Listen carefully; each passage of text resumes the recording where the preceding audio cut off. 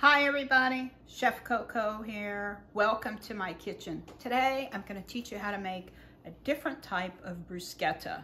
Now bruschetta is a little bitty open-faced crostini with tomatoes traditionally, basil, cheese. But today I'm going to give it a little different twist. It'll have a Creole twist with some Louisiana flavor, and we're going to use shrimp in it as well. So come along with me and let's get cooking. So let's go over all the ingredients in our bruschetta today. So first we have, of course, a loaf of French bread, and this is one of those just loaves that you buy in the grocery store, artisan baguette, and it's kind of soft, which is what you want. And we'll slice that up. We're gonna also use some chopped green onions sliced. And I'm going to use these Wild Wonders tomatoes, the little different types of colored tomatoes, which I really like, little heirlooms. We're going to have some mayonnaise for binder, egg white, and we're also going to have some Cajun seasoning. Today we're going to try Nunu's, one of my favorites. I've actually been there. It's a great meat market down in Lafayette, Louisiana. We're also going to use some Parmesan cheese, and we're also going to use some shrimp. So here's our shrimp. Now I just bought it already cleaned, peeled, deveined. The main thing you want to make sure is that you don't have any tails on it. So there's a couple different steps to this. So let's go ahead and get started, and I'll show you how I make it. So the first thing we do is going to slice our bread. And we just want to slice crossways. Have a very nice, sharp, serrated knife. Does the job quickly. And then we just want to put them out on our sheet pan.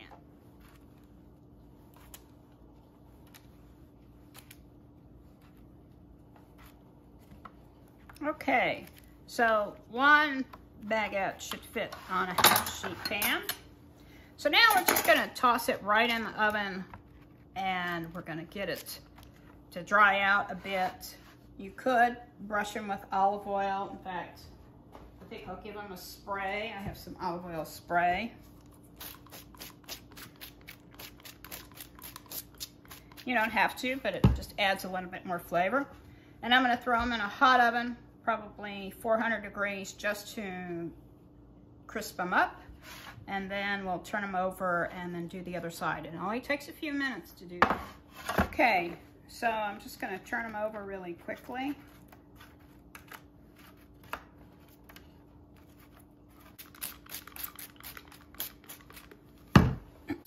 All right, so we have them nicely broiled here. We're going to let them cool for just a minute while we make the filling. So how we're going to make the filling is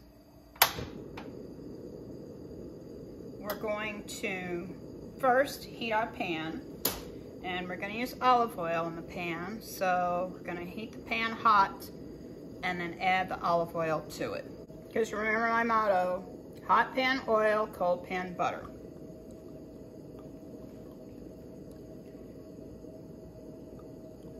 So we want a couple of tablespoons of olive oil.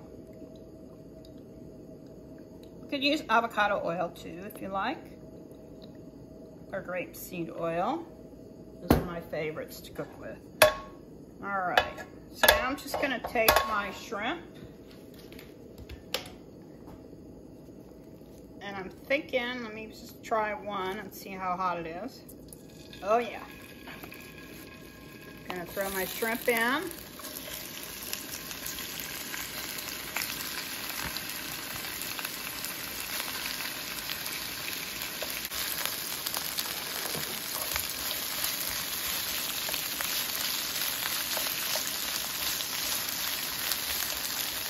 And this is the time I want to get some of my Creole seasoning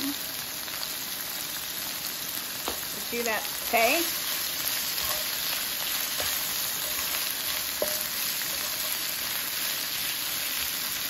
And then I'm going to throw some garlic in. I love a lot of garlic, so I'm going to put a good bit. You don't have to put as much. You could put more, just depending on your taste. So I'm just going to cook these till they're just starting to curl.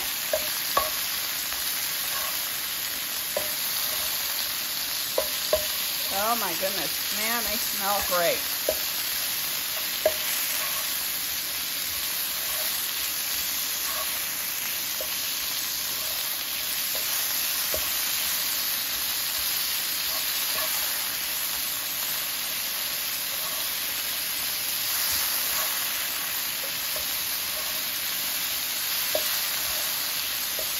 Turn my heat off because the residual heat in the pan will continue to cook the shrimp.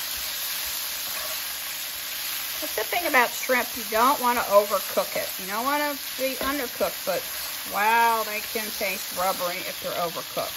So since we're going to cook these again, I think I'm going to pull them off now. It's pretty much cooked. Then I'm going to put them off and throw them in a bowl. Then I put them to the side and let them cool.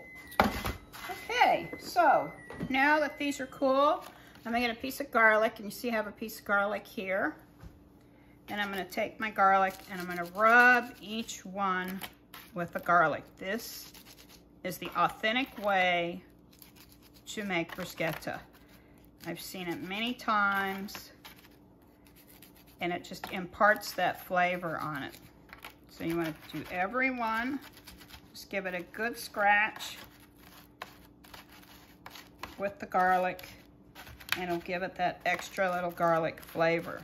Great for appetizers for upcoming sports games, football games, right? Or Valentine's Day, whichever you like.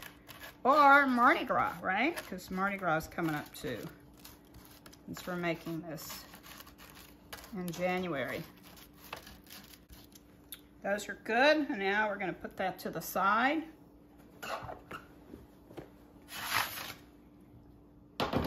I have my oven preheating on 350. So now I'm going to take my shrimp and I'm going to chop them up because I want it to be able to fit on the crostini, right? So I'm just going to start chopping them. Okay, I think this looks good. It's nice and chopped.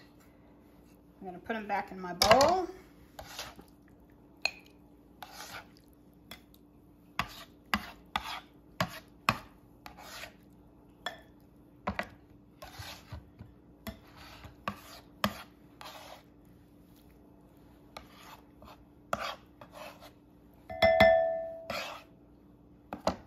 All right, okay, so here we have our chopped shrimp mixture. And now we're just gonna add some other ingredients to it. It's really, really simple. So we have our mayonnaise.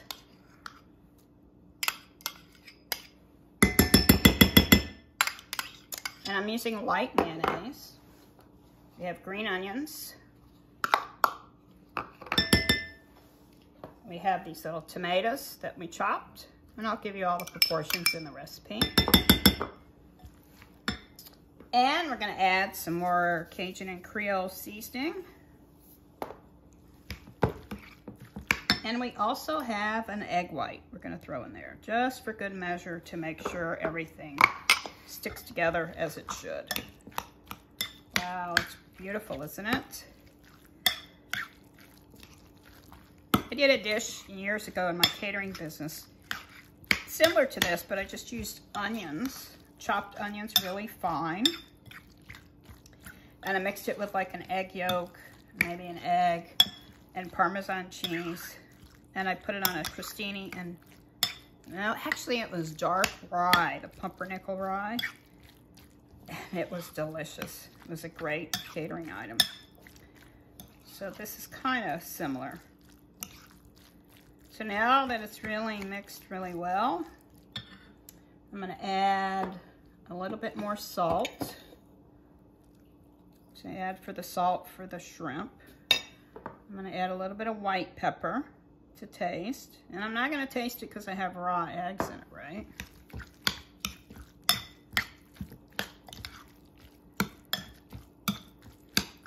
Okay, so there's the mix.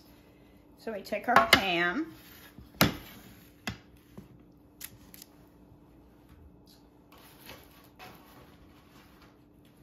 And our crostinis. And I'm only going to do a few for the purpose of demonstration for you. And we'll get this filling. Put it on the crostini.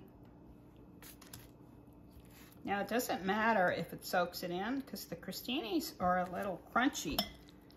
So the liquid in the mix can soften it up. So that's not a bad thing. And this is something that's easily done at the last minute. You can make the crostinis ahead of time. And you can even make the mix ahead of time. A few hours anyway. Because we don't like to keep raw eggs around for too long.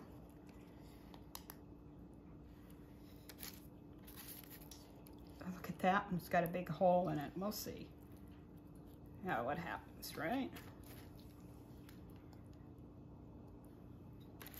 So you could go a lot of different ways with these. I did Creole with this, but you could certainly do a Latin inspired with cilantro and cumin and coriander. And you could do an Italian with fresh basil. All these lovely things that go with shrimp. Now I'm going to top it with a little bit of parm.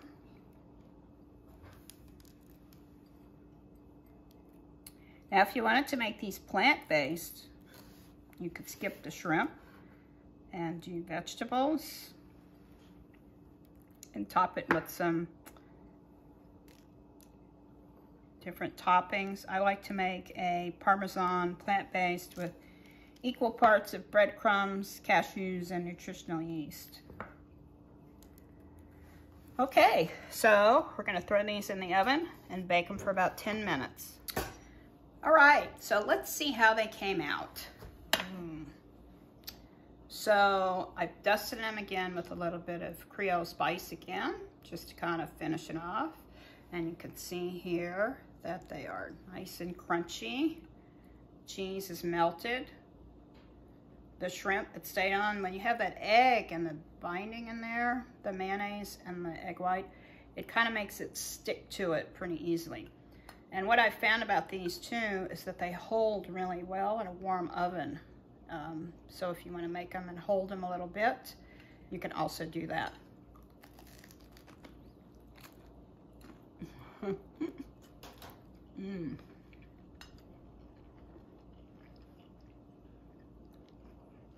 Very nice. Bread's done perfectly. And you have that bit of Creole spice.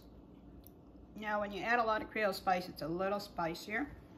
So if you're not in the spice, just don't add as much, like at the end, but I like it.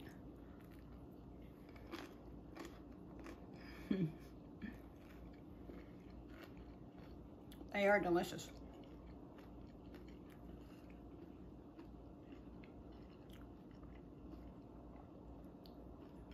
You could also use this filling by taking your French bread and cutting it horizontally and taking some of the stuffing out and put the filling in so it's like a boat, and baking that too and cutting it in slices. That would be really nice too. So there's a couple of different ways you could do it. Anyway, I hope you try this recipe. I've really enjoyed making it for you. It just shows you part of a flexitarian eating plan or cooking plan. You can have meat if you really want it in small amounts, and you'll stay on a healthy eating plan. So thank you very much for coming. And if you want more recipes, check out my website, arlenecoco.com, or my blog, which is also on my website. Thanks.